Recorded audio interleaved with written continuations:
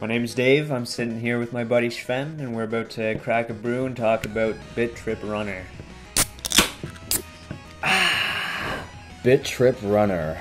Well, I don't know why it's called BIT.TRIP Runner. It doesn't seem to have a story or narrative of any foreseeable inclination that I can discern, so I don't really know what's going on in this game, Dave. It's text, I feel like I have onset cataracts. Yeah, my eyes were bleeding a little bit from those menu screens. Makes sense that they want to keep with the whole 8-bit thing that they're doing, but generally probably not a good idea to blind your player right before they start playing the game. I can't read anything. I don't know what's going on. I don't know what this thing is. Looks like a robot ninja, maybe? Something like that. This is a game that is a 2D platformer with some 3D elements, I guess, 2.5 dimensions. Basically, you're trying to get from point A to point B while traversing obstacles and being a button-mashing guru, basically.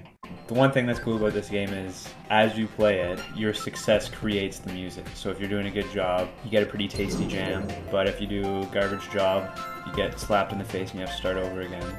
It's obviously a very frustrating game. It's supposed to be difficult, and that became part of it. Like, there was one level that took me 45 minutes to complete. You remember it well, and Dave just had to kind of sit on his hands and laugh at me because I would not give him the control. I was just determined to beat it, and that's kind of what this game is going to evoke from you, just like sheer determined rage. Because when you do complete it successfully, you make like a really cool song, and your character has these awesome particle effects that ultimately results in a rainbow streaming out behind you. Instead, you just shit this rainbow, which sounds painful, but I don't know what this ninja robot is all about. Maybe that's what he does. I wonder what's going on that when he collects the... He eats gold and shits rainbows. But it's not the gold that makes him shit the rainbows, it's like the plus sign. Oh, that's right. Yeah, you're right. So... are they health symbols? See, I don't even know. I just don't know what's going on at all in this game. It's just very confusing. But the most satisfying part, for sure, was how pressing different buttons while you're completing actions like jumping, you have a kick, you've got like a duck, dodge function, I don't know, whatever it is. Yeah. They all make different auditory cues as you're doing it that corresponds with the music of the level. And that was definitely my favorite part about the game. The thing that I was amazed by is that you start out the game and just the easiest jumping from platform to platform is just hard as hell, and you think like, oh shit, like this is gonna be the game. You gotta jump from platform to platform, and it's real tough. But then you realize like, no, that's just a very easy element of the game that eventually compounds into much more difficult terrain. That's why I equate it to DDR, because it quickly becomes sheer pattern recognition and response. You have to identify what the pattern is and then just be able to recreate it. And especially with the boss battles, that's the entire thing. Well, it just becomes like memorization. Yeah, memorization of the patterns and then executing, doing them. Yeah. Yeah, that's the one thing about the boss battles for me, is they're fun and they're cool, but it just seems like you're not really playing a game, you're kind of more memorizing something. Yeah, which isn't necessarily bad, but also just isn't really very engaging to me. Personally, as a gamer, I'm interested in either really fun gameplay, or more importantly to me, a strong narrative, or, aesthetic. Which I guess this game... I like the aesthetic. Like, it has a fun aesthetic, but I can't... Like, there's no discernible story or narrative to me. And the gameplay is more, frustrating determination for me than, enjoyment. Well, yeah, it's addicting in that way, though, right? You keep coming back for more crack, basically. That's true. It's a crack game. Yeah, you're just chasing the dragon with this game. The one thing I gotta say is you're just constantly getting pissed off, but then every time you restart, your little asshole does a nice little dance. Yeah, he's on board. Yeah, he's like, it's okay, buddy. Take your time. I'm here. Whenever you're ready. He doesn't seem to mind at all. No. You think he'd get tired after a while, or he'd get pissed off? He doesn't even stop moving. He just runs. We played on normal because easy was for bitches, obviously. Yeah, for sure. For babbies, which is not us. But there is a hard mode. It's called Perfect, so I can defer from that we'll never be playing it. Oh, no. I don't know. We didn't even bother to see what the perfect was. No, I just have no desire to. Maybe we should do that. Is the perfect just like you have to collect every piece of gold, or we should really have looked at We should probably have done a little bit of homework on that But first. I feel like I just don't want to know because it would hurt me too much. Yeah, like what sadistic fucker is like, yeah, I can get 100% on BIT.TRIP runner perfect mode. Like I don't. That seems like a huge colossal waste of time to me. It's like an achievement unlocked. Sad bastard.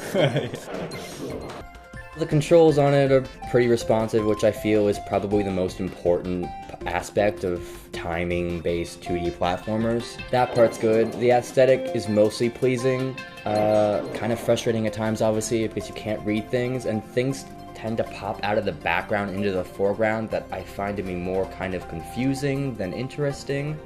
Yeah, I remember there was one level in like the second world that we were playing, and you beat the level, but then at the very end of the level there's these two fireballs that come, but they're like hidden by the terrain in the background. Yeah. You died from the same spot? I did. I died, yeah.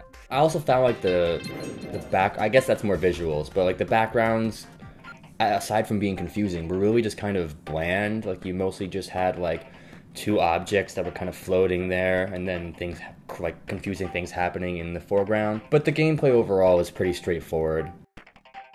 When you get going, it is fun. Like almost the frustrating element is it adds kind of a humor to it. You gotta say it's still a fun time, right? Like we still had a good time playing this game. It felt more like a grind for me. I don't think our friend Doug really enjoyed watching us play too much, but well, for the first like 20 minutes. For the first 20 minutes, and then yeah. he realized like how shitty we were and how we kept fucking up. So how much would you pay for this game then? I mean, it retails for $10. You'll totally get your money's worth out of that, in my opinion. So you'll definitely get a lot of time out of this game, and if this is the kind of game that you enjoy and you're like really into rhythm-based games, perfectionist, stuff like that, then I could see myself paying $10 for this. You would pay $10? I would not pay $10 for it. What would you pay for this game? I would probably buy it for like $5. You would personally buy it for $5? No, I don't like this game.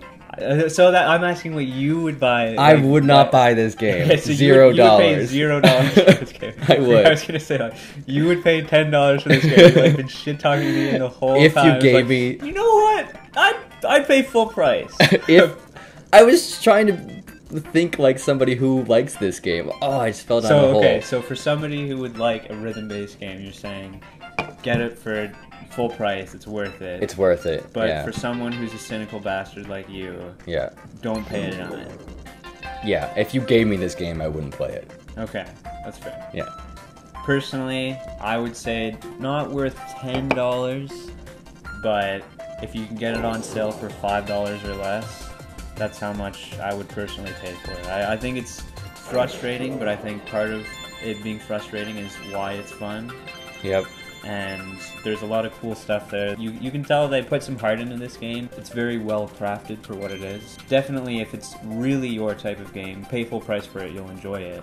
But personally, I wouldn't pay more than $5 for it. Yeah, it does seem like a labor of love for sure, and it is well crafted, you can tell.